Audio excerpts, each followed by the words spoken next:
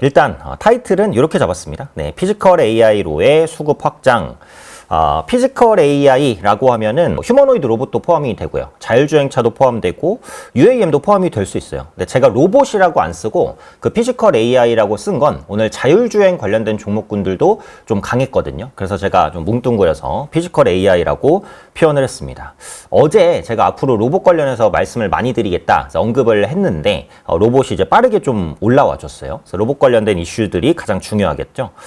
어제 설명드렸던 내용인데 똑같기는 합니다. 요거 다시 한번 간단히만 다시 말씀드릴게요. 그러니까 지금 AI에 대한 발전이 처음에는 학습, 그 다음에는 추론, 그리고 에이전틱 AI로 넘어갑니다. 네, 에이전틱 AI는 AI가 직접 스스로 판단해서 명령을 내리고 스스로 행동을 취할 수 있는 그런 단계죠. 이게 어디에 가장 필요하다고 했죠? 휴머노이드 로봇에 가장 필요하다고 했습니다. 그러면 지금 소프트웨어적으로는 휴머노이드가 자율적으로 일을 할 수 있는 시스템이 갖춰지고 있는 게 맞아요. 그래서 에이전틱 AI 다음에는 결국 피지컬 AI입니다. 그래서 그런 시장의 흐름들이 자율주행 그리고 로봇주에 조금 영향을 미쳤다. 이렇게 보시면 될 것 같고요. 다만 이제 수급적으로 한 가지 우려스러운 게 요거죠. 외국인이 2거래일 연속 대규모 현물 매도를 했습니다. 수급을 볼게요. 자, 수급 내용을 보면 코스피입니다. 네, 코스닥은 괜찮았고 코스피를 보시면 7일, 8일, 그러니까 어제랑 오늘 8조, 6조. 네, 이게 2거래일 동안 외국인이 14조를 팔았어요. 어마어마하죠.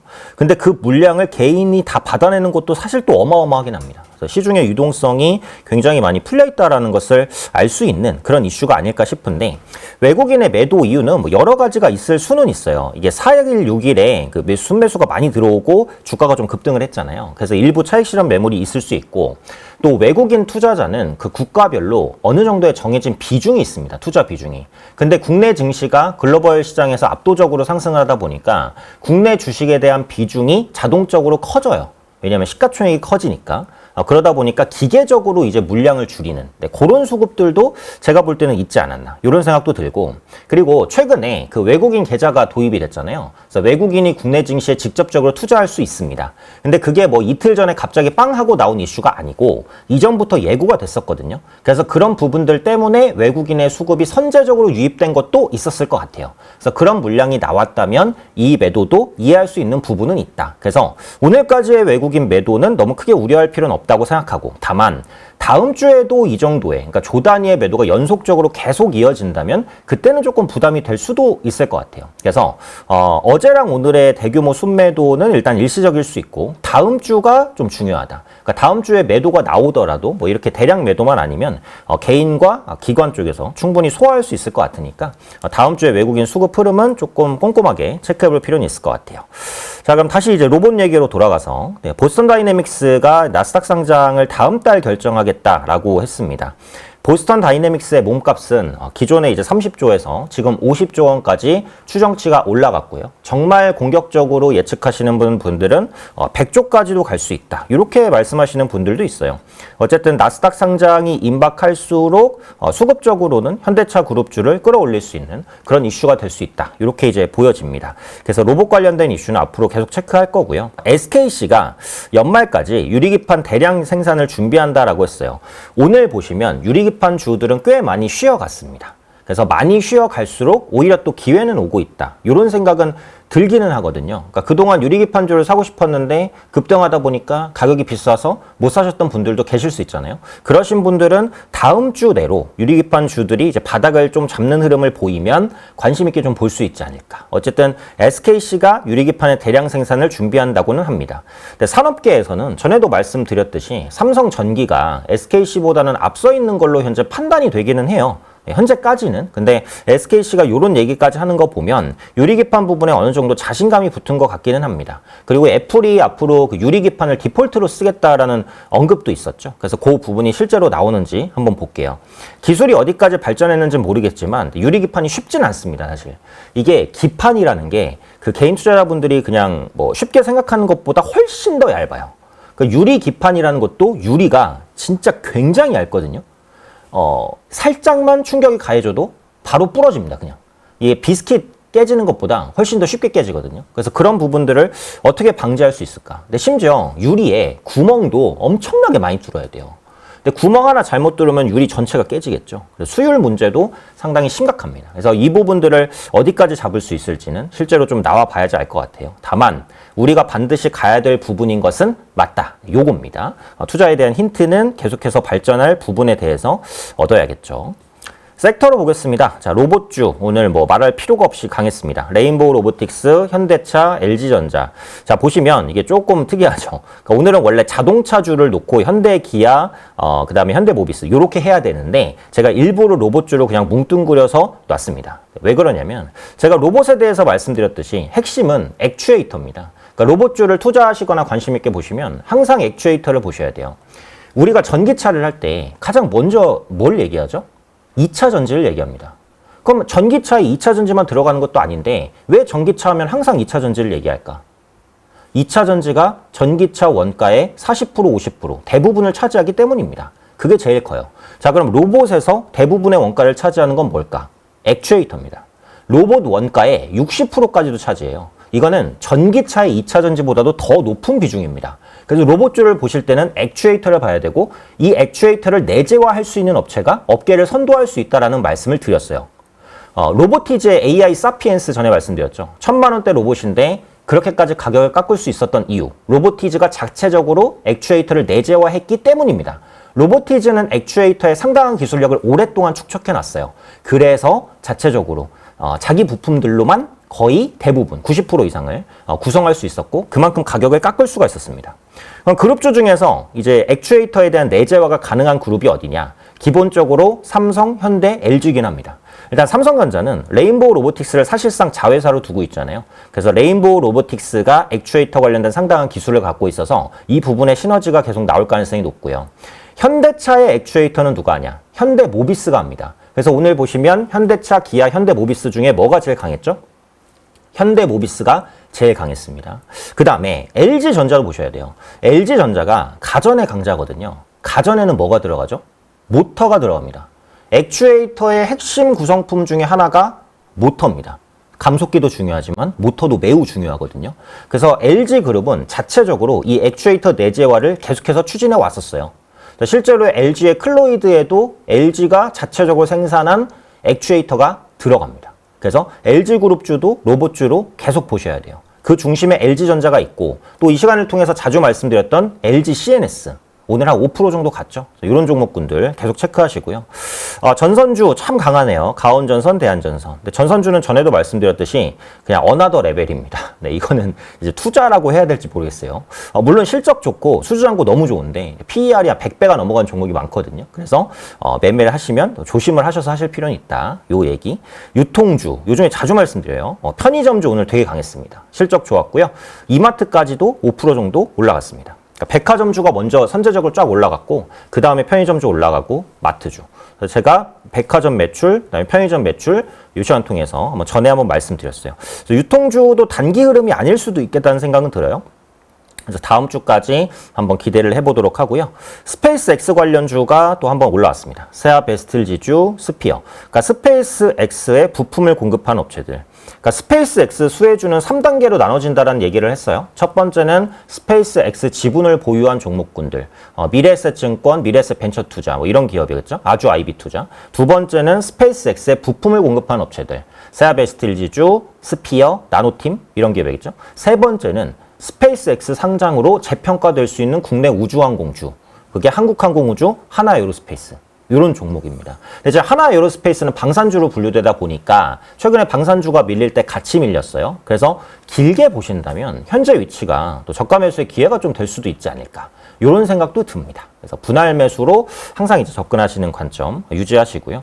미용기기 강했습니다. APR, 파마리서치. APR이 계속 조정받다가 호실적 발표하니까 일단 다시 한번 치고 올라갔어요. 그래서 화장품주들도 미용기기 주들, 뷰티주라고 또 하죠. 그래서 이런 종목군들도 계속 또 흐름들 보셔야 되지 않을까 이렇게 생각됩니다. 주요 이슈들 한번 볼게요. 오늘은 뭐 아주 특별한 이슈는 제가 못 찾았는데 토스뱅크가 연내 펀드 판매를 추진한다고 합니다. 토스 많이 쓰시죠? 지금 활성 이용자가 2천만 명인데 제가 이런 얘기를 했어요. 그러니까 토스증권이 현재 증권주에 위협이 될 수도 있다. 네, 그래서 토스증권을 매매하시는 분들 엄청 많거든요. 그러니까 지금은 토스증권 때문에 다른 증권사가 수익이 깎인다. 이거는 아닌데 앞으로 토스증권이 현재 같은 속도로 성장을 한다면 추후에는 위협이 될 수도 있지 않을까. 이런 생각도 있습니다. 활성 이용자가 2천만 명. 엄청 많아요. 네, 카카오뱅크보다도 활성 이용자가 많은 수준입니다. 토스에 대한 영향력 꾸준히 확대될 가능성이 높고요.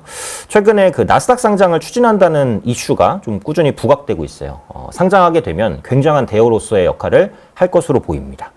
그리고 실적 발표인데요. 지금 실적 발표 막바지 시즌이죠. 네, 삼성증권과 S-오일이 1분기 실적을 발표합니다. 두 기업 다 엄청난 실적을 낼 것으로 보입니다. 지금까지 실적 발표하는 증권주들 실적 안 나온 종목은 거의 없습니다. 사실상. 삼성증권도 실적 잘 나오겠고 S-오일도 잘 나오겠죠. 삼성증권은 너무 좀 올라간 구간에서 부담이 조금 있고요. S-오일은 선제적인 조정을 좀 받았어요. 1분기에 어마어마한 실적이 아마 나올 것 같으니까 실적 발표를 계기로 한번 반등할 수도 있지 않을까? 수치에 따라서 다르겠지만 그런 생각도 듭니다. 실적 체크해 주시고요.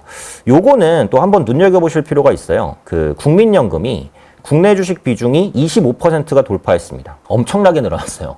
그러니까 많이 산 것도 있겠지만 그러니까 산 주식이 너무 많이 올라가 버리니까 그러니까 비중이 늘어나는 겁니다. 아까 제가 외국인 매도가 한국 주식 비중이 너무 늘어나면서 기계적으로 비중을 맞추기 위한 매도일 수도 있다라는 말씀을 드렸잖아요. 그래서 국민연금도 마찬가지. 그러니까 국내 주식 비중이 너무 높아지다 보니까 주가 상승으로 인해서 너무 높아지다 보니까 비중을 줄일 가능성이 있어요.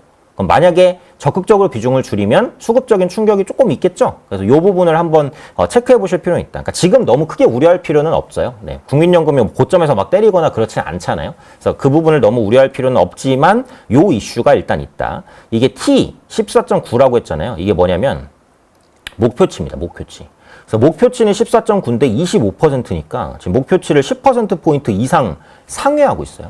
이런 부분들을 국민연금이 맞추려고 할지 아닐지 한번 볼 수 있을 것 같고 해외 주식에 대한 타겟 비중은 37.2%입니다. 근데 현재는 35%대예요. 그러니까 국민연금이 가지고 있는 비중은 타겟과 큰 차이는 없다. 해외 주식은. 근데 국내 주식은 훨씬 더 오버해서 가지고 있게 되었다. 현재 시점에서는. 네, 그렇습니다. 그래서 앞으로 국민연금의 행보들을 한번 보시면 될 것 같은데 삼성증권은 너무 많이 급등했기 때문에 당연히 기간 조정이 필요합니다. 네, 너무 급등했잖아요. 단기간에. 증권주가 아무리 좋다고 해도 우상향이 아니라 갑자기 이렇게 장대 양봉을 팍 뽑는다라고 한다면 당연히 기간 조정, 가격 조정은 필요합니다. 그래서 제가 고점에서는 이제 매수하지 말라는 말씀을 자주 드리죠. 그리고 이제 그래프로 한번 넘어가 보겠습니다. 오늘 현대차, 기아, 현대모비스 중에 기아가 제일 못 갔잖아요. 근데 이제 자동차 판매를 한번 보면 현대차보다는 기아가 훨씬 더 좋기는 하거든요. 네, 4월 달에.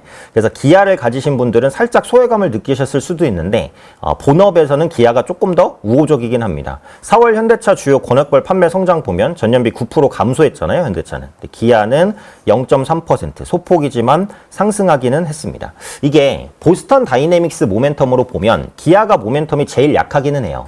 왜냐하면 일단은 보스턴 다이내믹스의 가장 중심 지분 그리고 보스턴 다이내믹스를 이끌고 사업을 주도적으로 실행하는 기업은 현대차겠죠. 당연히. 그리고 아까 제가 현대모비스는 뭐라 그랬죠? 현대모비스는 기아보다 보스턴 다이내믹스 지분은 적습니다. 하지만 액추에이터 핵심주라고 했잖아요. 로봇의 핵심은 액추에이터. 그래서 현대차랑 현대모비스에 항상 기아는 모멘텀이 밀려요. 네, 그럴 수밖에 없는데 또 그만큼 쌉니다. 그만큼 PER 밸류도 싸고 본업에 대한 실적도 괜찮긴 하거든요. 그래서 궁극적으로는 기아도 현대차, 현대모비스를 따라서 좀 반등할 수도 있지 않을까? 이런 생각은 있어요. 어쨌든 저는 이제 현대차 그룹 3인방에 대해서는 전에도 계속 그렇게 말씀드렸지만 긍정적으로 보기는 합니다. 그래서 오늘 윗골이 살짝 달렸지만 추가적인 반등을 한번 기대해 보도록 하고요. 펀드 플로우 한번 보겠습니다. 자, 글로벌적으로 보면 그 채권 자금 계속 들어오고 누적 자금도 들어오는데 MFMF 자금이 약간 흔들릴랑 말랑 이러고 있어요. 그래서 이 추세가 조금 더 꺾이면 수급 부담이 있는지를 보시면 되겠고 국내 자금에서는 채권형 펀드에서는 자금이 크게 빠집니다. 굉장히 크게 빠지고 검은 선이죠. 그 주식형은 요 황토색 선. 아예 그냥 V자 반등을 해버리죠. MMF도 같이 증가합니다. 그래서 지금 채권형 펀드에서는 수급 이탈, 주식형 펀드로 수급 유입이 아주 극명하게 가시적으로 나뉘고 있어요. 그래서 이 추세가 계속되는지를 한번 보시면 되겠죠. 채권형 펀드에서 자금이 나가면 그게 주식형 펀드로 아마 갈 겁니다. 채권형 펀드에서 나간 자금이 아예 딴 데로 갈 가능성은 별로 없거든요. 그래서 이 흐름이 계속된다면 주식형 펀드로도 계속 수급 유입이 된다.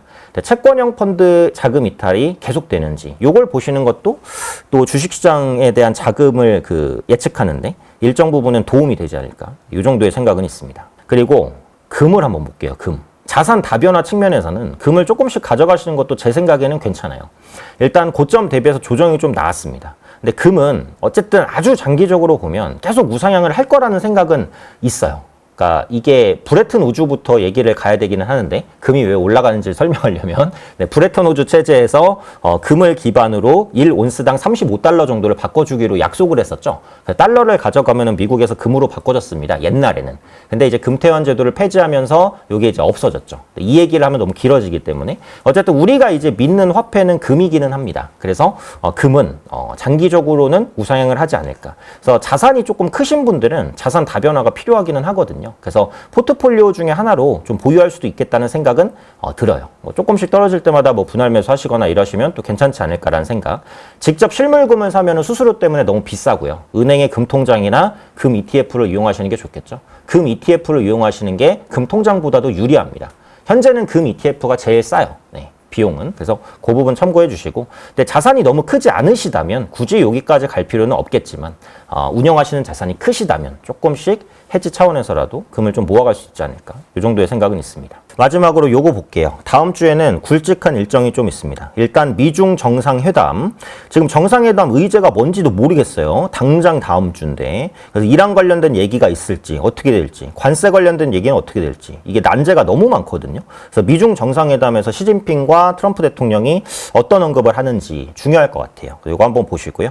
그 다음에 제롬 파월 임기는 종료가 됩니다. 그래서 케빈 허시 후보자가 차기의 연준 의장이 되기 때문에 초기에 어떤 움직임을 보이는지. 그러니까 우리나라도 하는 총재가 교체가 됐잖아요. 신현성 총재로 교체가 됐잖아요. 그래서 제롬 파월 의장도 이제 케빈 허시로 바뀝니다. 그래서 어떤 매파적인 성향 혹은 어떤 비둘기적인 성향이 나오는지 요거 보시면 될 것 같아요. 그러니까 다음 주는 조금 굵직한 해외 이슈가 2개 정도 있습니다. 그래서 요 부분까지 한번 보시면 되겠고요.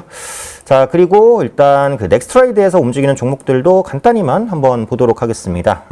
움직이는 종목들 보면 굉장히 눈에 띄는 게 화장품주. 자, 보시면 마녀공장, 이치환불, 클리오, 코스메카 코리아, 에이블 CNC. 네, 화장품주가 지금 넥스트레이드를 도배를 했거든요.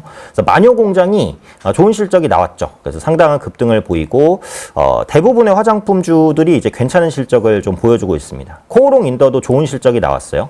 대신증권 5% 올라오는데 역시 실적 발표 좋은 실적 나왔습니다. 증권사의 실적은 거의 의심의 여지가 없죠. 대형 증권사는 무조건 잘 나오고 있다. 이렇게 보셔도 될 것 같고 삼성전자가 올라오죠. 삼성전자가 올라오는 이유는 아까 채팅에서도 어떤 분이 말씀해 주셨지만 노사 합의가 진행 중입니다. 이게 잘 진행이 된다면 아마 파업으로까지는 안 갈 수도 있죠. 네. 그러니까 전면 파업까지는 안 갈 수도 있는데 주말 동안의 이슈가 좀 중요할 것 같기는 해요. 네, 그에 따른 영향이 좀 있지 않을까. 그래서 삼성전자는 파업이 이제 좀 끝나나? 이런 이슈 때문에 좀 반응하고 있습니다. 그러니까 주가 측면에서는 성과급이 너무 크게 안 나가는 게 좋기는 하겠죠. 네, 실제로 이해관계는 다 다른 거니까 잘 마무리가 되는지 그 부분 보시면 될 것 같아요. 그래서 삼성전자가 좀 특징적이고요.